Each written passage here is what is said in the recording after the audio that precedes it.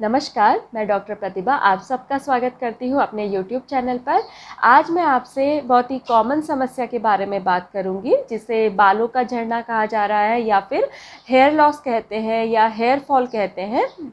ये किन कारणों से होता है, इसमें क्या लक्षण आप देख सकते हैं कि जिनसे आप समझ सकते हैं कि शायद आप हेयर फॉल की समस्या से सफ़र कर रहे हैं। साथ ही इसके होम्योपैथिक ट्रीटमेंट के बारे में भी मैं आज बात करूंगी कि किन मेडिसिन्स को लेकर आप अपने हेयर फॉल की समस्या को प्रिवेंट कर सकते हैं। हेयर फॉल को रोकना आसान होता है बजाय रीग्रो करवाना। अगर आपका हेयर फॉल ज़्यादा बढ़ गया है तो उसको वापस लाना काफ़ी मुश्किल होता है, इसलिए आपको समय रहते ही अपना जो हेयर फॉल है या फिर हेयर लॉस की जो समस्या है उसको प्रिवेंट करना ज़्यादा ज़रूरी है। जितना जल्दी आप उसको रोक पाएंगे, उसको प्रिवेंट कर पाएंगे, उतना जल्दी आपको हेयर फॉल की समस्या से सफ़र नहीं करना पड़ेगा। अब मैं बात करूंगी कि हेयर फॉल होता क्या है।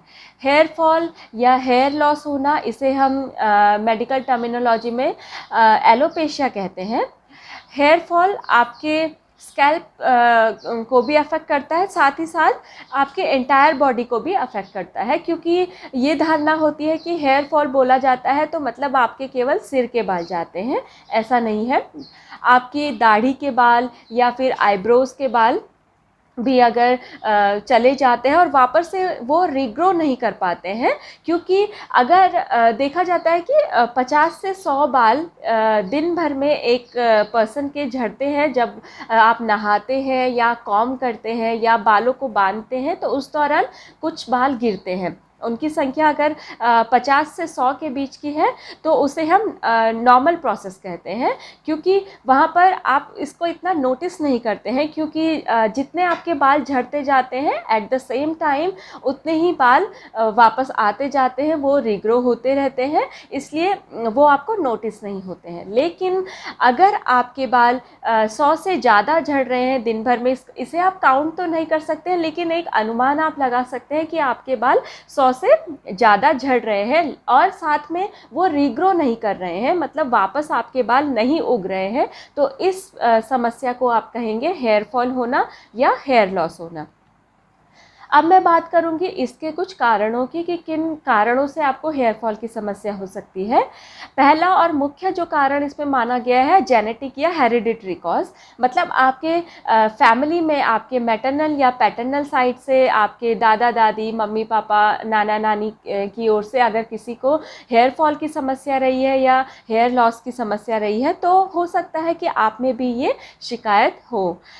दूसरा जो इसमें कारण होता है कि अगर आप किसी लंबी बीमारी से सफ़र कर रहे हैं, आपका किसी तरह का मेडिकेशन चल रहा है, किसी तरह की दवाइयाँ आप लेते हैं, या आप काफ़ी लंबे समय से तनावग्रस्त हैं या स्ट्रेस में हैं, कोई इमोशनल कॉज आपको डिस्टर्ब कर रहा है, तो उस वजह से भी आपको हेयर फॉल की समस्या हो सकती है। साथ ही जो लोग एनीमिया से सफ़र करते हैं और थायराइड डिसऑर्डर की जिनको समस्या होती है, उनमें भी ये ज़्यादा देखने को मिलता है, और न्यूट्रिशनल डिफिशियंसी की वजह से भी ये ज़्यादा देखने को मिलता है। प्रोटीन डिफिशियंसी की वजह से, अगर आप प्रोटीन कम लेते हैं आपकी डाइट में, तो उन लोगों को भी हेयर फॉल की समस्या ज़्यादा देखने को मिलती है।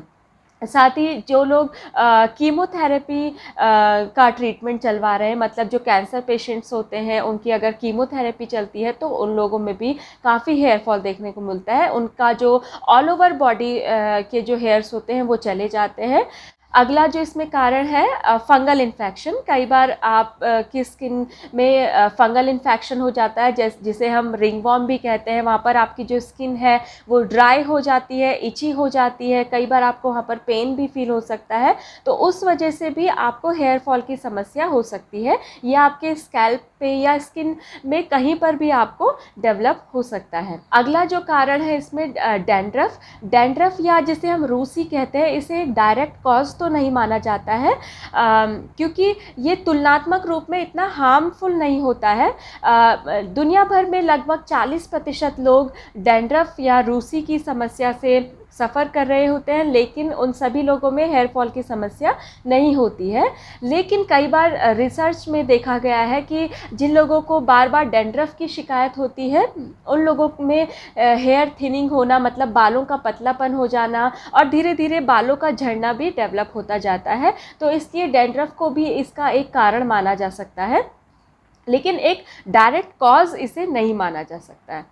अगला कॉज इसमें एक ऐसा मेंटल डिसऑर्डर होता है जिसे हम ट्राइकोटिलोमेनिया कहते हैं। मतलब इसमें जो बाल हैं वो अपने आप नहीं गिरते हैं, उसमें जो मरीज़ होता है, पेशेंट होता है, वो इमोशनल स्ट्रेस की वजह से अपने बालों को खुद ही खींचने लगता है। जैसे कुछ लोग तनाव में आकर, स्ट्रेस में आकर अपने नाखूनों को चबाने लगते हैं, मतलब नेल बाइट करने लगते हैं या अपने स्किन को छेदने लगते हैं। तो उसी तरह का ये एक डिसऑर्डर होता है जिसमें मरीज अपने बालों को खुद ही खींचने लगता है, उस वजह से भी हेयर फॉल हो सकता है। इसलिए जब भी कोई पेशेंट हेयर फॉल की समस्या को लेकर आता है तो सबसे पहले उसके कारणों को पूछा जाता है कि किस वजह से आपको हेयर फॉल की समस्या ज़्यादा हो रही है। उसके कारणों को ढूंढा जाता है कि क्या ऐसे कारण है कि मरीज़ को हेयर फॉल की समस्या हो रही है। अब मैं बात करूंगी इसके लक्षणों की कि किन लक्षणों से आप समझ सकते हैं कि शायद आप हेयर लॉस की समस्या से सफ़र कर रहे हैं। जेनेटिक कॉज की वजह से जो हेयर फॉल होता है उसे हम कहते हैं एंड्रोजेनिक एलोपेशिया, या इसे हम अगर मेल्स में होता है, मतलब पुरुषों में ये होता है, तो उसे हम कहते हैं मेल पैटर्न बार्डनेस, और महिलाओं में होता है तो उसे हम कहते हैं फीमेल पैटर्न बार्डनेस। मतलब ये एंड्रोजेनिक, इसको जेनेटिक कॉज की वजह से बोला जाता है। इसमें आपकी जो हेयर लाइन होती है, पुरुषों में जो हेयर लाइन होती है वो धीरे धीरे ऊपर जाती रहती है और एक एम शेप का आकार ले लेती है।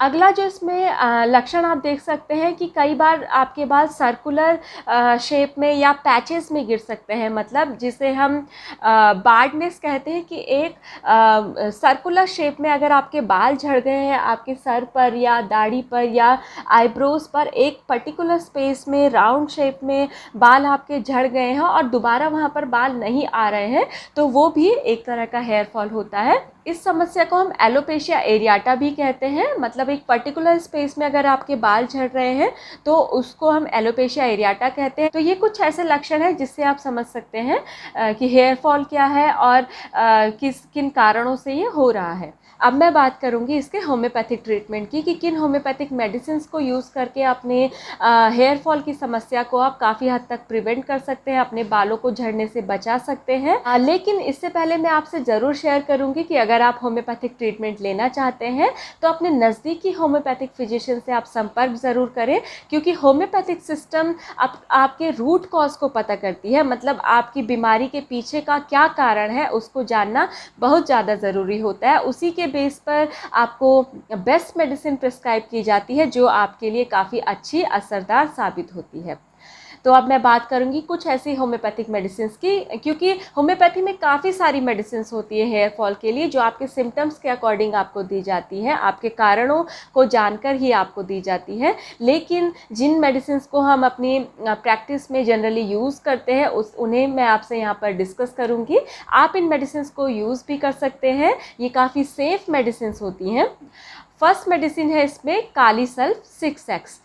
ये जो मेडिसिन है आप स्क्रीन पर देख सकते हैं। काली सल्फ 6X उन लोगों के लिए काफ़ी अच्छी मेडिसिन है जो लोग स्किन इन्फेक्शन से ज़्यादा सफ़र कर रहे हैं, मतलब जिनको स्किन ट्रबल्स ज़्यादा देखने को मिलते हैं, जैसे रिंग वॉर्म की समस्या होना या डैंड्रफ की समस्या होना या स्किन ड्राई जिनकी ज़्यादा रहती है, तो उन लोगों में काली सल्फ काफ़ी अच्छा असर दिखाती है। साथ ही ये चाइल्डहुड एज के लिए भी काफ़ी अच्छी मेडिसिन है, क्योंकि आजकल देखा जाता है कि हेयर फॉल बच्चों में भी देखने को मिलता है, तो उनके लिए भी काली सल्फ 6X काफ़ी अच्छी मेडिसिन है। इस मेडिसिन की एक विशेषता यह भी है कि ये आपकी स्किन में ऑक्सीजन सप्लाई को बढ़ाती है। इस मेडिसिन को आपको 4 टैबलेट दिन में 2 से 3 बार लेना है। डायरेक्ट इन टैबलेट को आपको चूसना है, टॉफ़ी की तरह इनको लेना है। इसमें आपको पानी नहीं पीना है या किसी तरह से इसको पानी के साथ निगलना नहीं है। नेक्स्ट मेडिसिन है इसमें लाइकोपोडियम 200। आप स्क्रीन पर देख सकते हैं। आप इसमें पोटेंसी का ध्यान ज़रूर रखिए। जो मैं पोटेंसी इसमें बता रही हूँ कि लाइकोपोडियम को आपको 200 पोटेंसी में लेना है। ये उन महिलाओं की बहुत अच्छी मेडिसिन है जो आफ्टर डिलीवरी हेयर फॉल से सफ़र कर रही हैं, या फिर मेनोपॉज की अवस्था में, या मासिक धर्म जिनका बंद हो रहा है या बंद हो चुका है, उनमें अगर हेयर फॉल की समस्या है तो उनके लिए लाइकोपोडियम 200 काफ़ी अच्छी मेडिसिन है। साथ ही अगर आपको premature greying of hair की समस्या है, मतलब आपके बाल समय से जल्दी एक अर्ली एज में आपके बाल सफ़ेद हो रहे हैं, तो उनके लिए भी लाइकोपोडियम काफ़ी अच्छी मेडिसिन है। इस मेडिसिन को वो महिलाएं भी यूज़ कर सकती हैं जो ओवेरियन डिसफंक्शन से सफ़र कर रही हैं, मतलब पीसीओडी की जो समस्या है, पॉलीसिस्टिक ओवेरियन डिजीज़ की समस्या है। इस समस्या से अगर आपको हेयर फॉल की समस्या भी हो रही है तो उसमें भी आप इसको यूज़ कर सकते हैं।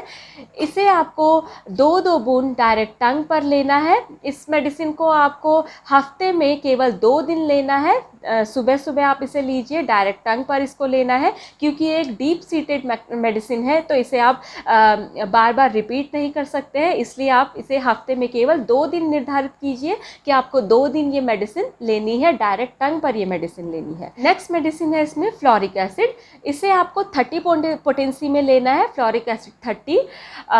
ये उन लोगों के लिए काफ़ी अच्छी मेडिसिन है जो काफ़ी लंबे समय से किसी बीमारी से सफ़र कर रहे हैं, जैसे टाइफॉइड फीवर से सफ़र कर रहे हैं स्पेशली, और उनको अगर हेयर फॉल की समस्या है तो वो फ्लोरिक एसिड 30 को ले सकते हैं। ये काफ़ी इफ़ेक्टिव मेडिसिन है उन केसेस के लिए।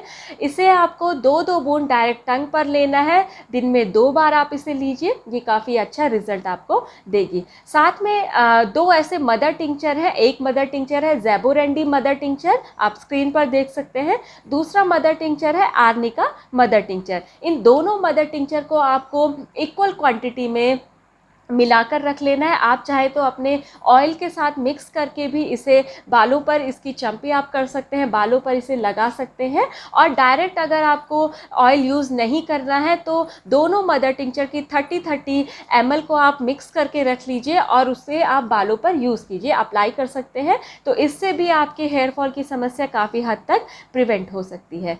मेडिसिन के साथ ही साथ आप कुछ प्रिवेंशंस भी ले सकते हैं, जैसे अपनी डाइट में प्रोटीन इंटेक को बढ़ाइए। जो लोग नॉन वेज हैं तो उनको नॉन वेज से प्रोटीन मिल जाता है, लेकिन जो लोग वेजिटेरियन हैं उनको स्प्राउट का यूज़ करना चाहिए, मतलब अंकुरित जो बीज होते हैं उन्हें लेना चाहिए। बादाम का यूज़ करना चाहिए, और कुछ ऐसी दालें होती है, सब्जियां होती है जिनमें प्रोटीन ज़्यादा मिलता है, उनका यूज़ करना चाहिए।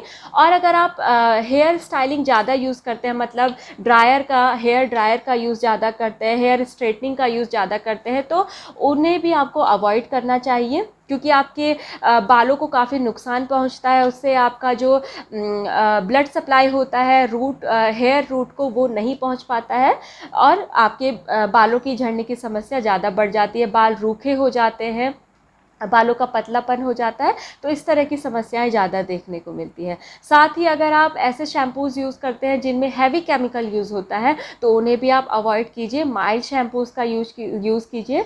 इन सारे प्रिवेंशंस को फॉलो करके भी आप अपने हेयर फॉल की समस्या को काफ़ी हद तक सही कर सकते हैं, प्रिवेंट कर सकते हैं। तो आज की वीडियो में इतना ही। अगर आपको मेरा ये वीडियो बेनिफिशियल लगा है तो इसे ज़रूर शेयर कीजिए, साथ ही वीडियोज़ को लाइक कीजिए, और अगर अपनी हेल्थ रिलेटेड क्वेश्चंस, क्वेरीज मुझसे डिस्कस करना चाहते हैं तो आप कमेंट भी मुझे कर सकते हैं, या फिर मेरे सोशल मीडिया लिंक्स पर भी आप मुझे मैसेज कर सकते हैं, जिसका डिटेल मैंने डिस्क्रिप्शन बॉक्स में दिया है। धन्यवाद।